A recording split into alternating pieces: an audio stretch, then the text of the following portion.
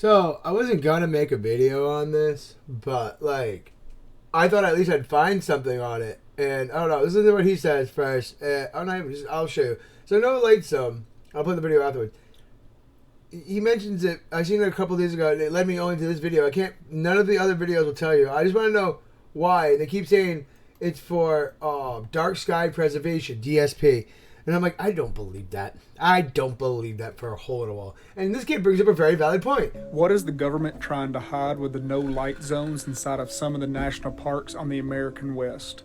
Now, the reason why I say the American West is almost all no light zones only exist on the western side of the United States. There's only one no light zone on the East Coast. All these no light zones are almost always in the desert. Okay, now at first appearance, a lot of people say, well, no light zone is just for nature. It's just to enjoy the beauty of it. It's so there's no light pollution, and we keep it like how it was thousands of years ago. I could take that at face value. But when you look into these laws of the no light zone, it goes way further than no light. A lot of these zones are actually no light, no mechanic zone. And that means that you can't use any kind of machinery either, even if it doesn't emit light. Like you can't use things like chainsaws or anything with a motor. So even a bike with a motor on it is against the rules. It's not emitting light. How this gets even deeper of the reason why I think there is some kind of conspiracy going on here or something that they are not wanting us to know about is in these no light zones. There are some areas in these no light zones that it is so strict that if you need emergency evac, even the rescuers have to get the approvals to use lights to come and rescue you. That means like if they know that you have fallen down a canyon and you have snapped your legs at both of your kneecaps and they know they need to get you out of there, they have to still get special approval to fly a helicopter in there or to use a vehicle to get you out or to produce light at nighttime.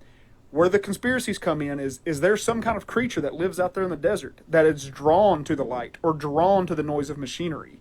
Okay? You start talking about skin. We don't say this. My wife's a Native American. She does not let me say that word out loud, especially out here, in our neck of the woods.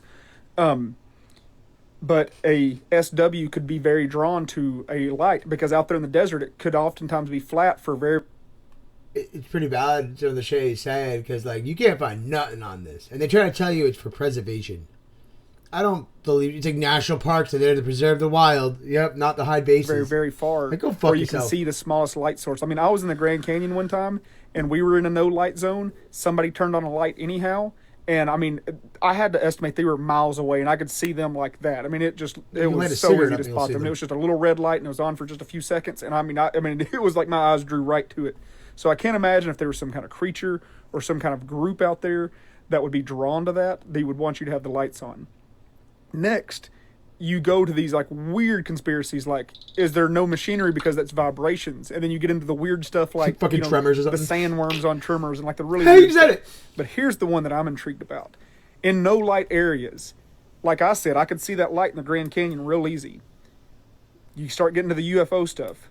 Could somebody theoretically go into this desert where there's no light so your light would stick out really good and you could almost communicate in some way or, draw them in by flickering these lights? Because out in the American West, that's where like almost all of the super iconic UFO incidences happen. You're talking about like Roswell and, the whole area. Those are all fucking military things. All that stuff is out there. Is that another reason thing. why they don't want machineries or lights? Is because they have secret, bases out there like Area 51 and any kind of machinery might be able to detect them or disturb some kind of study they're doing underground.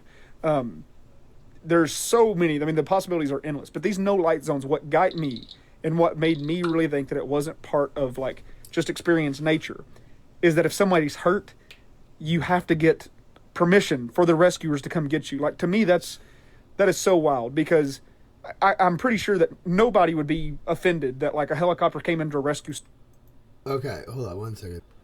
I keep trying to search up, can they help? They don't even want to answer you. I'm like, they don't want to give you any information on light zones. The closest thing on a no light zone is DSP, and even then, they don't even give you, they just say it's for the preservation of light, and then they don't give you any information on it. It's asinine. I don't know. Just a thought to think about.